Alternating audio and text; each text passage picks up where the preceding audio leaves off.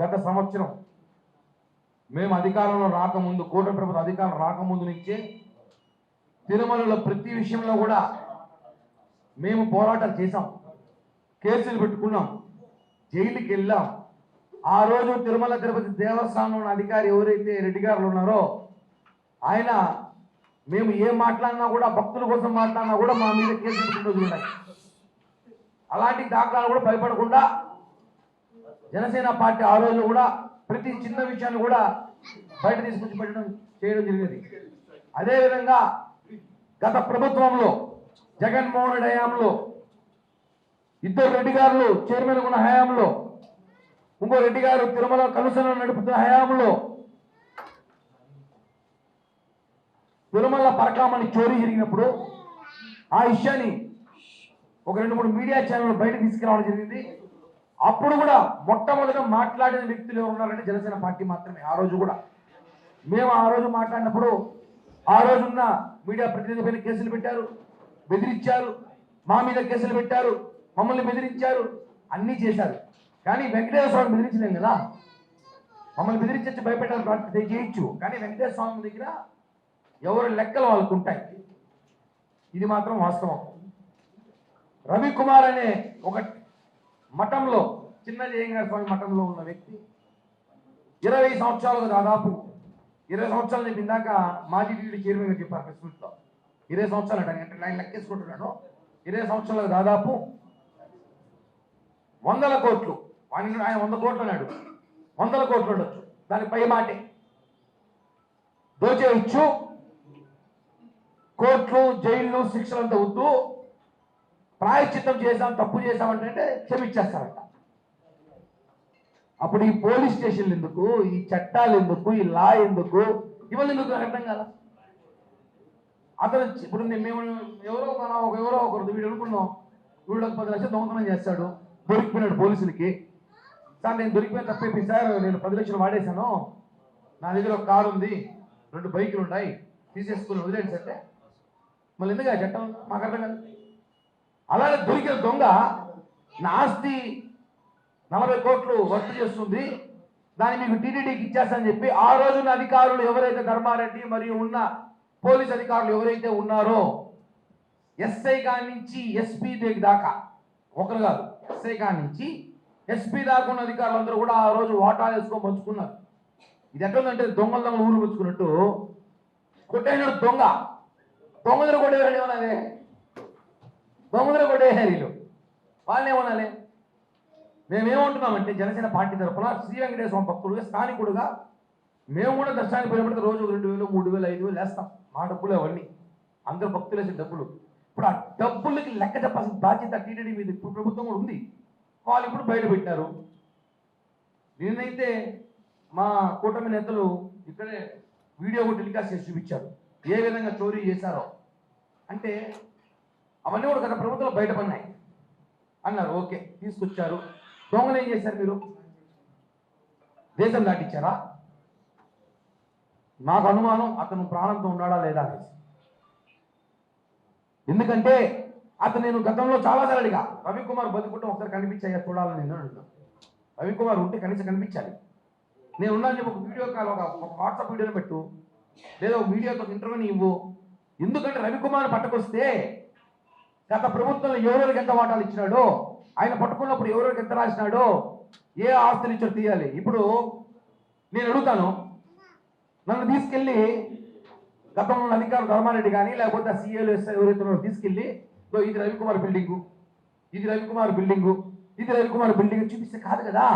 డబ్బులు ఎప్పుడూ వేయలేదు, కోట్లాది మంది భక్తులు వేశారు కాబట్టి చూపించండి, మీడియా కూడా చూపించండి. తీసుకెళ్ళి మొత్తం ఏం ఆస్తులు ఇచ్చాడు, ఎంతెంత ఆస్తులు ఇచ్చాడు, దాని లెక్క ఎంత, దాని రిజిస్ట్రేషన్ వాల్యూ ఎంత, దాని గవర్నమెంట్ రేట్ ఎంత. ఇప్పుడు అవన్నీ వదిలేసి 100 కోట్లు కొట్టేసి 40 కోట్లు ఆస్తి మీద డబ్బులు ఏమైనాయి?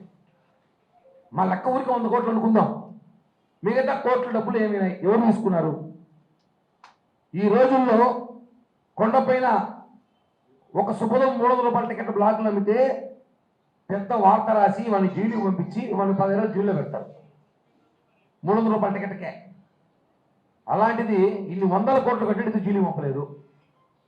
లోక్ అదాలత్ ఎందుకు కేసు కొట్టించారు అంటే తప్పైపోయిందని చెప్పి వెంకటేశ్వర స్వామి వచ్చి తప్పైపోయింది వెంకటేశ్వర స్వామి దగ్గర కాదు, సారీ క్షమించాలి, ధర్మారెడ్డి దగ్గర ఆ పోలీస్ అధికారుల దగ్గర వచ్చి తప్పైపోయిందని క్షమించేస్తే దైవగుణం గల వాళ్ళు వాళ్ళని క్షమించేసి వాళ్ళ దగ్గర పాఠాలు తీసుకొని వాళ్ళని క్షమించేస్తారట.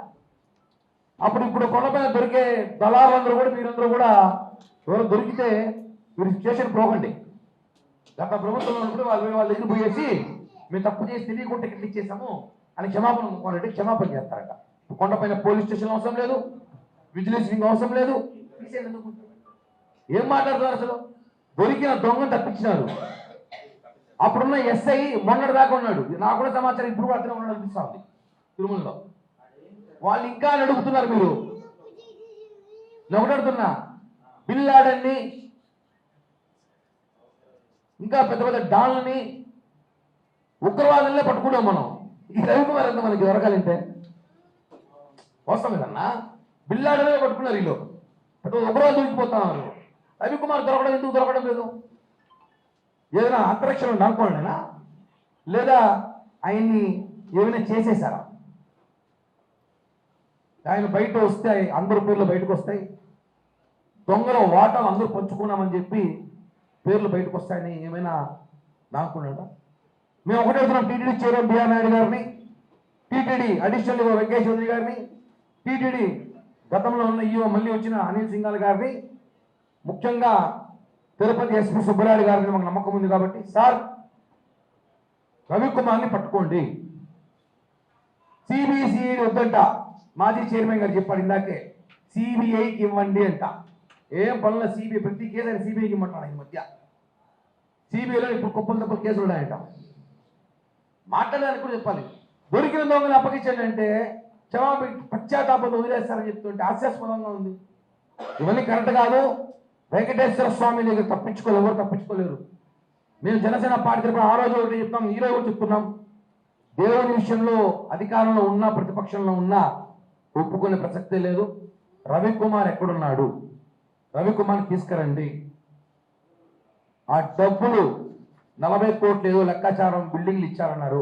ఆ బిల్డింగ్ కాగితాలు ఎవరి దగ్గర ఉన్నాయి? టీటీడీకి ఇచ్చారా? ఎక్కడెక్కడ ఇచ్చారు? బహిరంగ చేయండి. మిగతా డబ్బులు ఏమైనాయి? రిసార్ట్స్ కొన్నారా? ఎవరు కొన్నారు రిసార్ట్స్? బంగ్లాలు కొన్నారు, ఫ్లాట్లు కొన్నారు, ఎవరు కొన్నారు? ఇవన్నీ కూడా బయటకు అవసరం ఉంది.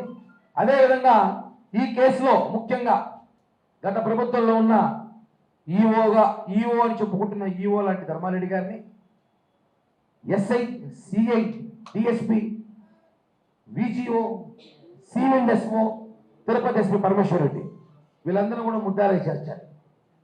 ఎందుకంటే వీళ్ళందరూ దాన్ని తప్పించేశారు. అతను దొరికితే మొత్తం దొరికిపోతారని. కాబట్టి వీళ్ళందరూ కూడా చేర్చాలని చెప్పి ఇదే సిబిసిఐడికి నేను కూడా లేఖ రాయబోతున్నాను. వీళ్ళందరూ కూడా విచారించండి. ఎందుకంటే దేవుడు వేసిన ప్రతి రూపాయి లెక్క చెప్పాల్సిన బాధ్యత తిరుమల తిరుపతి దేవస్థానం ఉంది, కూటమి ప్రభుత్వం కూడా ఉంది. కాబట్టి ఇప్పటికే ఈ విషయం రాష్ట్రంలో చర్చగా మారింది నిన్నటి నుంచి. కాబట్టి మేము ఒకటే చెప్తున్నాం, దయచేసి ఈ విషయాన్ని ప్రభుత్వం కూడా సీరియస్గా తీసుకోవాలి. ప్రభుత్వం కూడా కోరుతున్నాం. మేము ప్రభుత్వం ఉన్నా కూడా సరే ప్రభుత్వాన్ని కోరుతున్నాం. వెంకటేశ్వర భక్తులుగా తిరుపతిలో ఏం జరుగుతుందని చెప్పి చాలామంది మాట్లాడతారు. దేవుని డబ్బు అంత వందల కోట్లు కాజేసి ఒక మనిషిని తప్పించేశారంటే ఎంత పెద్ద కుట్ర ఇది. ఇది పెద్ద నేరం అని చెప్పి కూడా తెలియజేస్తున్నాం.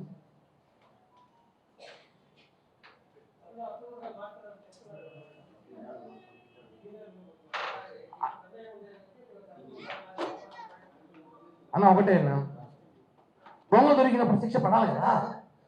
శిక్ష పడలేదు అతనికి. శిక్ష పడింది, దొరికినాడు. ఆ రోజు ఆ దొరికిన దొంగని ఒక 2-3 ఛానల్స్ చూపించినారు. వాళ్ళని బెదిరించినారు, వాళ్ళ మీద కేసులు పెట్టినారు, వాళ్ళని ఇబ్బంది పెట్టినారు, డిబేట్లో పెట్టారు. దాని మీద అన్నీ జరిగింది కదా. అసలు డాడా కనీసం చూపించారు, దొంగను పట్టుకున్నాము, అదో వీడియో దొంగ అని చెప్పాలి కదా. ఇప్పుడు దొంగను దాచిపెట్టేసి మీరు వాటర్ వేసుకొని పచ్చుకునేసి లోకల్ కాంప్రమైజ్ అయిపోయింది, కేసు అయిపోయిందంటే ఎట్లా? అదే 100 రూపాయలు, 2 రూపాయలు, 1000 లక్షలే కాదు కదా. 100 కోట్లు సాక్షాత్తం మాజీ చైర్మన్ చెప్పాడు. ఇప్పుడు 100 కోట్లు ఆయన చెప్పాలంటే అది 100కి 3 ఉండొచ్చు, 300 కోట్లు. ఎవరు డబ్బు 300 కోట్లు? వెంకటేశ్వర డబ్బు. ఇలా 300 కోట్ల కానీ టీటీడీలో ఉంటే, తిరుమల తిరుపతి దేవస్థానంలో 300 కోట్ల డబ్బు కానీ ఉంటే ఈరోజు తిరుపతిని అద్భుతంగా ఇంకా స్మార్ట్ మోడల్స్ రెడీ చేయొచ్చు. దానికి కాదు రవికుమార్ పేరు పెట్టచ్చు కింద, రవికుమార్ స్మార్ట్ సిటీ అనేసి. 300 కోట్లు చిన్న విషయమా? 300 కోట్లుగా అయ్యాడు, 100 అబద్ధం. కాబట్టి దీని సీరియస్గా ఎన్ని మాట్లాడినా, ఎవరెన్ని చెప్పినా, ఎన్ని కట్టుకథలు చెప్పినా, వాళ్ళ తలలు అనుకుంటారో, చేతులు అనుకుంటారో, కాళ్ళు ఏమి జరుగుతారు. ఆ డబ్బు మాకు చూపించేసి, మా లెక్క మాకు చూపించేసి, మా భక్తులు మనోభావ దెబ్బతీయకుండా చూస్తే మీరేమని మాకు అదే దాని మీద ఖచ్చితంగా ప్రక్షాళన జరుగుతుందా, బ్రహ్మోత్సవం తీసుకుంటామని చెప్పారు చైర్మన్ గారు. మన యువ గారు మాట్లాడుతూ కూడా ఇంకా వైసీపీ సంబంధించిన మనుషులు, మాజీ చైర్మన్ గారు, వైసీపీ సంబంధించిన మనుషులు ఇంకా ఉన్నారు, వాళ్ళని మార్చాలని చెప్తుంటా. వాళ్ళ వల్లే చాలా విషయాలు బయటికి వెళ్తున్నాయో, లేకపోతే వాళ్ళే చెడగొడుతున్నారో, ఏదో జరుగుతుందని చెప్పి చెప్తాము. ఖచ్చితంగా బ్రహ్మోత్సవం తర్వాత కానీ ప్రక్షాళన జరిగి అన్ని శాఖలో టీటీడీలో అధికారులు కానీ మార్చకపోతే మాత్రం జనసేన ప్రశ్నిస్తుంది. ఇది మాత్రం వస్తుంది. ఇప్పుడే వాళ్ళు ప్రమోషన్కి పనిచేస్తారు. అమ్మడి రాంబాబు ఇంక సాయంత్రం అయితే కూడా వస్తాడు, రేపు కూడా వస్తాడు. వాళ్ళు ఓడిపోయారు ఎమ్మెల్యేలు, ఏ పని లేదు. ప్రమోషన్ చేస్తే పేటీఎం డబ్బులు పంపిస్తాము, దానికి ప్రమోషన్ ఇస్తున్నారు.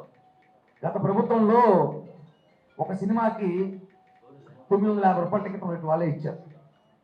10 ఏళ్ల క్రితమే బాహుబలి 2కి 1000 రూపాయల టికెట్ అమ్మినారు. మేము ఎవరు బలవంతం పెట్టలేదు. మీ జిల్లా వార్తలను కూడా ఫ్రీగా చూడొచ్చు. ఇంకెందుకు ఆలస్యం, వెంటనే హిట్ టీవీ యాప్ ని డౌన్లోడ్ చేసుకుని ఫ్రీగా ఎంటర్టైన్మెంట్ పొందండి. Hit TV app. Hit TV app. Please download hit TV app. Hit TV app ని ఫ్రీగా డౌన్లోడ్ చేసుకుని ఎంజాయ్ చేయండి. మీకు నచ్చిన ఎంటర్టైన్మెంట్ కోసం హిట్ టీవీ యాప్ ని ఫ్రీగా డౌన్లోడ్ చేసుకుని ఎంజాయ్ చేయండి. హిట్ టీవీ యాప్ ని డౌన్లోడ్ చేసుకుని ఆస్వాదించండి, ఆశీర్వదించండి. ఇంతమంది సెలబ్రిటీలు హిట్ టీవీ యాప్ ని డౌన్లోడ్ చేసుకోండి అని చెప్తున్నారంటే ఎంత మంచి యాప్ ఆలోచించండి. అమెరికా అమెరికా అమెరికా అమెరికాలో చదవాలనుకునే వాళ్ళకి విశ్వసనీయమైన పేరు మన శౌర్య కన్సల్టెన్సీ. UK లో 1 year masters. UK లో 1 year masters. 2 years work permit up to 5 years visa. Contact Saurya Consultancy. Contact 89851 89851.